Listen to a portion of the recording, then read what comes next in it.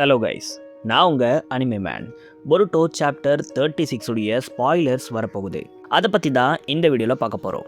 அதுக்கு முன்னாடி நம்ம சேனலுக்கு சப்ஸ்கிரைப் பண்ணிவிட்டு அப்படியே அந்த லைக் பட்டனையும் தட்டி விட்டுருங்க. நம்மளுடைய பேக்கப் சேனலும் இருக்குது, மறக்காமல் அதுக்கும் சப்ஸ்கிரைப் பண்ணி வச்சுக்கோங்க. இதில் தான் பொருட்டோ ரிலேட்டடான நிறைய வீடியோஸை நான் போட்டுட்ருக்கேன். லிங்க் டிஸ்கிரிப்ஷனில் இருக்குது. சாப்டர் 36ல் ரொம்பவே முக்கியமாக இருக்க போகிறது இந்த அமோடோ அதுக்கப்புறம் கோஜிக்கு நடக்க போகிற இந்த ஒரு கான்வர்சேஷன் தான். அதனால் இந்த வீடியோ முழுக்க அமோடோ கோஜியை பற்றி மட்டும் பார்ப்போம். அடுத்த வீடியோவில் மற்ற எல்லாத்தையும் கவர் பண்ணுவோம். அமோடோ பொருட்டோ சீரீஸில் இருக்கிற ஒன் ஆஃப் த மிஸ்டீரியஸான கேரக்டராக இருந்திருப்பார். இவரை இன்ட்ரடியூஸ் பண்ணப்போ ஒரு சாதாரண சயின்டிஸ்டாக காட்டியிருப்பாங்க. அதுக்கப்புறம் காரா ஆர்கனைசேஷனுடைய ஒரு முக்கியமான பில்லராக காட்டியிருப்பாங்க. இவர் இஷிகிக்கு நிறைய விஷயங்களை பண்ணியிருப்பார். குறிப்பாக இந்த சாக்ரா ஃப்ரூட்டை ஹார்வெஸ்ட் பண்ணுறதுக்கு இஷிகிக்கு இவர் தான் ஹெல்ப் பண்ணிட்டு இருக்கிற மாதிரியெல்லாம் ஆரம்பத்தில் காட்டியிருப்பாங்க. அதுக்கப்புறம் போக போக இவர் கொஞ்சம் ஷேடியாக காட்டியிருப்பாங்க. இவருடைய ரியல் இன்டென்ஷனுங்கிறது இஷிகிக்கு ஹெல்ப் பண்ணுறதில்ல, இதை தாண்டி வேறு ஏதோ ஒரு விஷயம் இருக்குங்கிற மாதிரி சொல்லியிருப்பாங்க. அதுக்கப்புறம் இவர் ஏதோ ஒரு விஷயம் இஷிகி கிட்ட கேட்டுட்டு இருக்கிறதாகவும் அந்த ஒரு விஷயக்காக தான் இஷிகிக்கு இவர் உதவி செய்கிறாருங்கிற மாதிரியெல்லாம் காட்டியிருப்பாங்க. இந்த விஷ் என்னவா இருக்கும்னு நம்ம எல்லாரையும் அப்போ யோசிக்க வச்சுட்டு டிபிவி ஸ்டார்ட் ஆனதுக்கப்புறம் தான் அது என்ன விஷயங்கிறதே நமக்கு ரிவீல் பண்ணாங்க. ஆமாம், இவருடைய ஒரே கோலாக இப்போ இருக்கிறது இவருடைய பொண்ணை ரிவைவ் பண்ணியே ஆகணுமா. இவங்க சிக்காகி இறந்து போயிருப்பாங்க. இவங்களை ரிவைவ் பண்ணுறதுக்கு அமோடோ என்னென்னவோ முயற்சிகளை பண்ணியிருப்பார். ஆனாலும் அது எதுவுமே பலனை கொடுத்துருக்காது. இப்படி இருக்கும்போது இவருடைய பொண்ணை இவர் ஆர்டிஃபிஷியலாக ரெடி பண்ணியிருப்பார். ஆனால் அவங்களுடைய சோலை இந்த ஒரு ஆர்டிஃபிஷியல் பாடிக்குள்ளே இவரால் செலுத்த முடிஞ்சிருக்காது. இதுக்காக இவர் என்ன பண்ணுறாருன்னா இந்த ஒட்சுசுக்கியுடைய காமாவை அவருடைய பொண்ணு மேலே யூஸ் பண்ணணுங்கிற முடிவெடுக்கிறாரு. இந்த ஒட்சுசுக்கியுடைய இந்த காமாக்குள்ளே ஏகப்பட்ட டிஎன்ஏ ஃபைல்ஸ் இருக்கும். சுருக்கமாக சொல்லப்போனால் இந்த காமாங்கிறது ஒரு கம்ப்ரஸ்ட் ஃபைல் தான். இப்படி இருக்கும்போது இவருடைய பொண்ணை பற்றின எல்லா டிஎன்ஏ டேட்டாஸையும் இவர் ஒரு காமாவில் ஸ்டோர் பண்ணி வச்சுருக்காரு. இந்த காமாவை கவாக்கிக்குள்ளே இவர் இம்ப்ளான்ட்டும் பண்ணியிருக்காரு.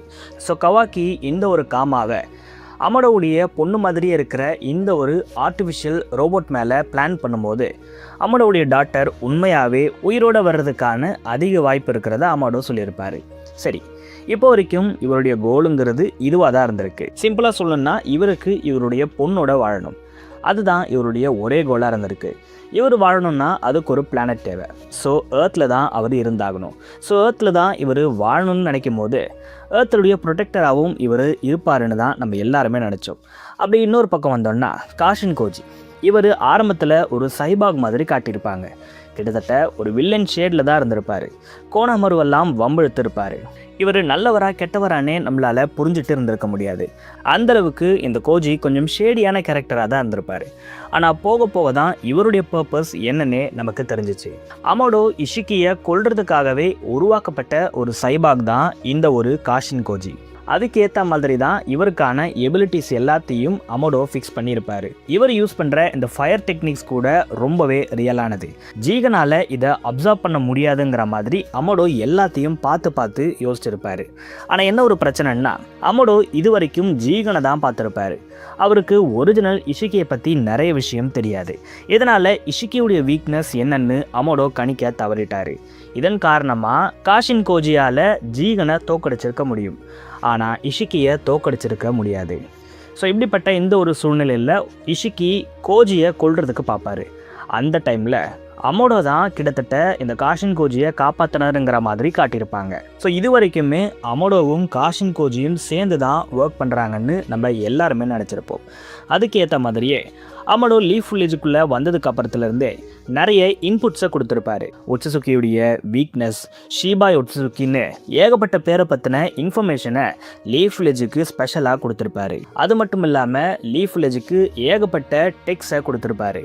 இது மூலமாக லீஃப் வில்லேஜ் ரொம்பவே அட்வான்ஸாக இருக்கிற மாதிரி தெரிஞ்சிருக்கும். ஸோ இப்படி இருக்கும்போது அமோடோவுடைய இன்டென்ஷனும் கூட ஒரு நல்லதாக தான் இருந்திருக்கு. ஸோ ஆல்மோஸ்ட் இவங்க ரெண்டு பேருமே ஒன்றா தான் ஒர்க் பண்ணுறாங்கங்கிற அந்த ஒரு முடிவுக்கு எல்லாரும் வந்திருப்பாங்க. நான் கூட இந்த ஒரு சாப்டர் 35 ப்ரிவியூலேயே அமோடோவும் கோஜியும் ஒன்றா தான் ஒர்க் பண்ணுறாங்கங்கிற மாதிரி சொல்லியிருப்பேன். இப்படி இருக்கும்போது இந்த சாப்டரில் திடீர்னு ஒரு ஷாக்கை கொடுத்துருக்காங்க. ஆமாம், அமோடோவும் கோஜியும் கிட்டத்தட்ட எனிமிஸ் மாதிரி இருக்காங்க. இவங்க 2 பேருக்கும் என்னாச்சு, எதனால் திடீர்னு இவங்க இப்படி ஆனாங்கங்கிற கேள்வி எல்லாருக்குமே இருக்குது. இதுக்கு காரணம் என்னவா இருக்கும்னு நான் நினைக்கிறேன்னா, அமடோ கிட்ட ஒரு விஷன் இருக்குது. ஆமாம், அவர் ஒரு ஃப்யூச்சரை எக்ஸ்பெக்ட் பண்ணுறாரு. அந்த ஒரு ஃப்யூச்சருக்காக தான் அவர் உழைச்சிக்கிட்டு இருக்காரு. ஆனால் காஷின் கோஜி அந்த எல்லா ஃப்யூச்சரையும் கொஞ்சம் கொஞ்சமாக சந்திச்சுக்கிட்டு இருக்காரு. அமடோ ஒரு விஷயத்தை எக்ஸ்பெக்ட் பண்ணி ஒர்க் பண்ணுறாரு. இவருடைய ஃப்யூச்சர், இவருடைய கோல் என்னன்னு நமக்கு தெரியாததால் அதை பற்றி நம்ம தெளிவாக சொல்ல முடியாது. ஆனால் இவர் ஒரு ஃப்யூச்சரை எக்ஸ்பெக்ட் பண்ணி அதுக்காக நிறைய விஷயங்களை பண்ணிக்கிட்டு இருக்காரு. இந்த மாதிரியான சமயத்தில் கோஜிங்கிற இந்த ஒரு கேரக்டர் அதை கெடுக்கிற மாதிரி நிறைய விஷயத்தை மாற்றிருப்பாரு. இது எல்லாமே அமடோவை கடுப்பாக்கி இருக்கலாம். இதனால் அவர் எப்படியாவது கோஜியை ஸ்டாப் பண்ணணும்னு இந்த ஒரு விஷயத்த பண்ணியிருக்கலாம். ஸோ இதுபடி பார்த்தோம்னா கூட அமடோ எக்ஸ்பெக்ட் பண்ணுற அந்த ஒரு ஃப்யூச்சரை கோஜி மாற்றிக்கிட்டு இருக்கிறாருங்கிற இந்த ஒரு விஷயம் எப்படி அமடோக்கு தெரியும்னு நீங்கள் கேட்கலாம். அமடோவை பொறுத்த வரைக்கும் அவர் உருவாக்கின சைபாகில் கண்டிப்பாக இந்த 2 விஷயத்தை பொறுத்திடுவார். அதில் ஒன்று சீக்ரெட் கோட். இந்த ஒரு கோட் மூலமாக அவருடைய எல்லா சைபாக்ஸையும் இவரால் ஈஸியாக ஷட் டவுன் பண்ண முடியும். 2வது விஷயம் ஹிடன் கேமரா.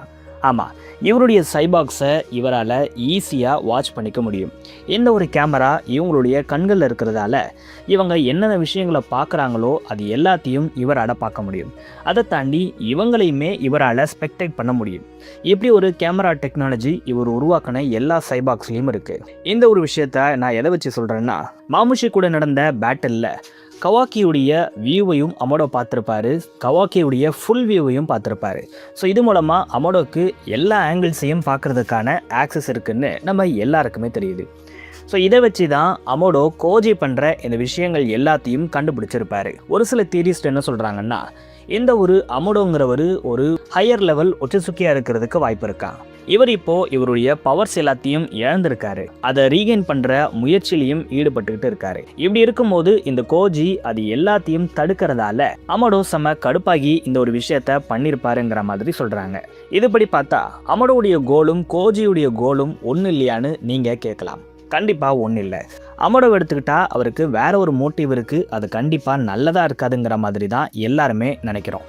ஆனால் கோஜி எடுத்துக்கும் போது கோஜி ரியலாகவே இந்த உலகத்தை காப்பாற்றணும்னு நினைக்கிறாரு. லாஸ்ட் சாப்டரை நீங்கள் நல்லா நோட் பண்ணால் கூட இவர் நினச்சிருந்தா ஈஸியாக கவாக்கியை அழிச்சிருக்கலாம். ஆனால் இவர் கவாக்கியை அழிக்காமல் விட்டதுக்கு ரீசன் என்னென்னா, இவர் எதிர்பார்க்குற அந்த ஒரு ஃப்யூச்சர் பேட்டிலில் கண்டிப்பாக கவாக்கியும் தேவை.